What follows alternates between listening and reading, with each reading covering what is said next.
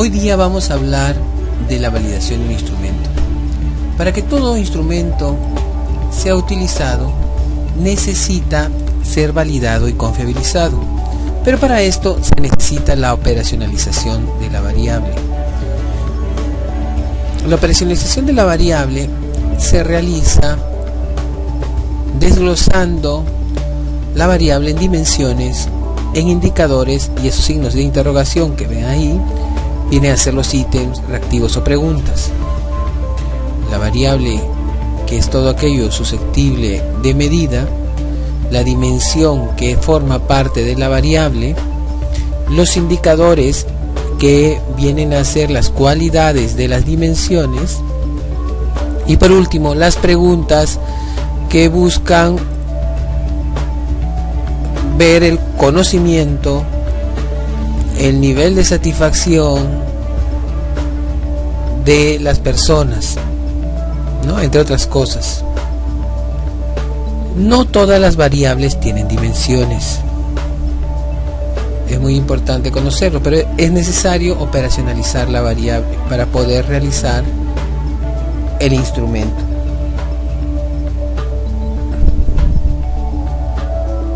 Después de la operacionalización se hace la validez. La validez nos indica el grado de idoneidad con el que mide el constructo teórico que pretende medir y si se puede utilizar con el fin previsto. O en otras palabras, si mide lo que dice medir. La validez normalmente es de tipo subjetivo.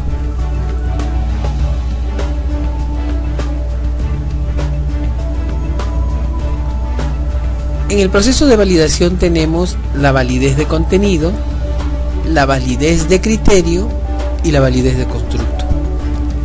Vamos a ver una por una para poder explicarlo. Bien, tenemos entonces la validez de contenido. En la validez de contenido tenemos la validez por acuerdo de jueces o por juicio de expertos. Esta validez por acuerdo de jueces o por juicio de expertos la realizan personas que conozcan del tema, que conozcan de metodología y que conozcan también de estadística. Se hace de preferencia de esas 3 personas, como mínimo. Lo ideal sería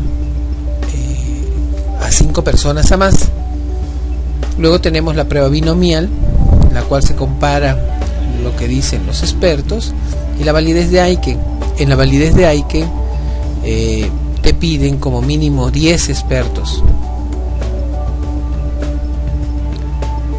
Cuando la validez de contenido es por juicio de expertos, entonces nosotros tenemos que ver 3 aspectos: la pertinencia, la relevancia y la claridad. La pertinencia es cuando el ítem corresponde al concepto teórico formulado. La relevancia es cuando el ítem es apropiado para representar a la dimensión del constructo. Y la claridad es cuando el ítem se entiende sin dificultad, es conciso, exacto y directo. Bueno, esta es la fórmula, donde el índice de aprobación A es la propuesta del autor, A más D vendría a ser el total de juicios emitidos, acuerdos y desacuerdos.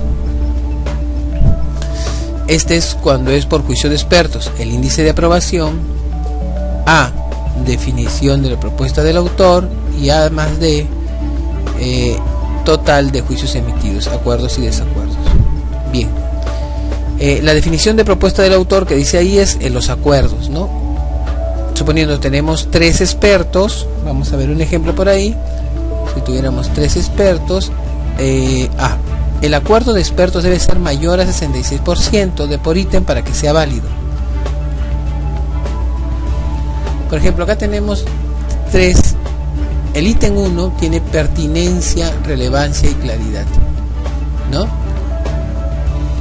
los tres en claridad, los tres han dicho que está bien, sí y no, ¿no es cierto? 0 y 1. Entonces, aplicando la fórmula, a los tres sale 1. En relevancia, los tres han dicho que está bien, también se le coloca 1 si los tres dicen que está bien. En pertinencia, 1 ha dicho que no, saldría 67%. Si aplicamos la fórmula, 2 de acuerdo, ¿no? En desacuerdo 1, entonces ustedes van a poder sacar 67%. Muy bien, y así se va desarrollando.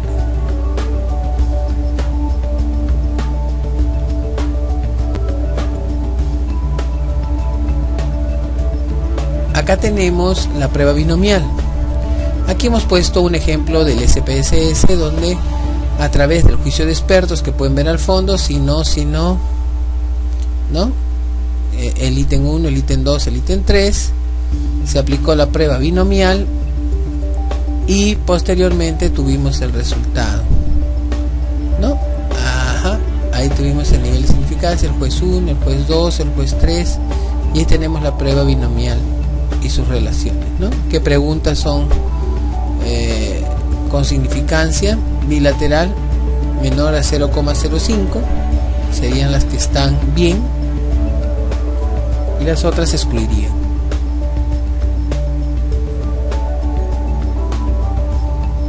La validez de criterio. La validez de criterio se refiere a la correlación existente entre un test y un criterio externo al mismo, como puede ser otro test, ¿no? ¿Qué quiere decir esto? La validez de criterio es aquella validez en la que se compara nuestro instrumento con un instrumento ya validado y confiabilizado. Entonces, el instrumento que hemos creado o que estamos manipulando se lo compara con un instrumento ideal, y entonces se ve cuánto es la relación entre uno y otro, y se ven las congruencias en las puntuaciones de ambos, ¿no? Esto se llama validez concurrente. Y la validez predictiva es pues viendo la correlación los resultados obtenidos en un test aplicado con anterioridad.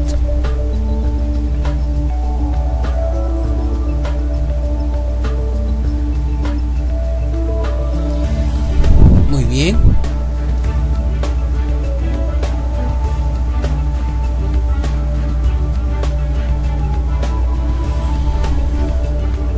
Ahí tenemos el análisis capa, se hace a través de la prueba capa, la comparación de una prueba con otra, ¿no? Se hace una comparación de una prueba con otra. Acá, por ejemplo, tenemos a dos pruebas que se han comparado, ¿no? La prueba de psicomotricidad que tenemos al lado izquierdo y la prueba de psicomotricidad Golden. Ambas se han comparado y se puede observar que hay una relación entre ambas, ¿no? En cuanto cada una de ellas valora, ¿no? En inicio tienen 4, igual 4, ¿no? Entonces, al ver si hay una relación entre ellas, se aplica la prueba capa y podemos observar entre las dos pruebas, la prueba de psicomotricidad creada más la prueba de psicomotricidad Golden, que ya se conoce, se hace una comparación, se aplica la prueba capa y nosotros podemos observar que en esta prueba capa existe una aproximación, un p-valor de 0,00, lo cual nos dice que es menor a 0,5, por lo tanto existe pues una similitud entre ambos, ¿no? Con un valor de 61.5%. Entonces aquí nos dice que existe una relación entre ambas pruebas, lo cual ayudaría a validar nuestro instrumento.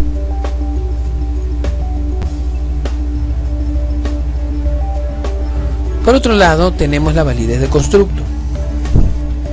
La validez de constructo se puede aplicar dos pruebas: el análisis factorial exploratorio y el análisis factorial confirmatorio. El análisis factorial exploratorio, donde no se conocen los factores a priori, sino que se identifican por el análisis factorial. Y el análisis confirmatorio es cuando nosotros ya tenemos los factores a priori y luego los confirmamos a través de una prueba. Ahí tenemos la KMO o prueba de Bartlett's, ¿no? Que es la primera indicación. Y después tenemos a los componentes de la matriz. Ahí es donde se van agrupando y vemos los puntajes más altos. Eso nos ayudaría a decir dónde, qué prueba, ¿no? Para dónde se están agrupando las preguntas. Acá vemos el análisis factorial y vemos de la que tiene más alto a qué factor pertenece, ¿no?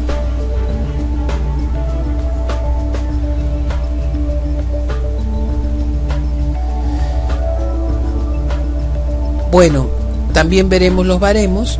Los baremos vienen a ser la distribución de los datos en rangos para poder clasificarlos en categorías: muy superior, superior al promedio, medio, inferior al promedio y muy inferior. Por ejemplo, estas 5 categorías, ¿no? La fórmula es, como pueden observar ahí, la media menos 3 medios de la desviación estándar. Eso es para muy inferior. La media menos la desviación estándar para el inferior al promedio, y para el medio es la media misma, y así es para el superior al promedio es la media más la desviación estándar, y para el muy superior es la media más 3 medios de la desviación estándar. Aplicando esa fórmula podemos hallar el baremo.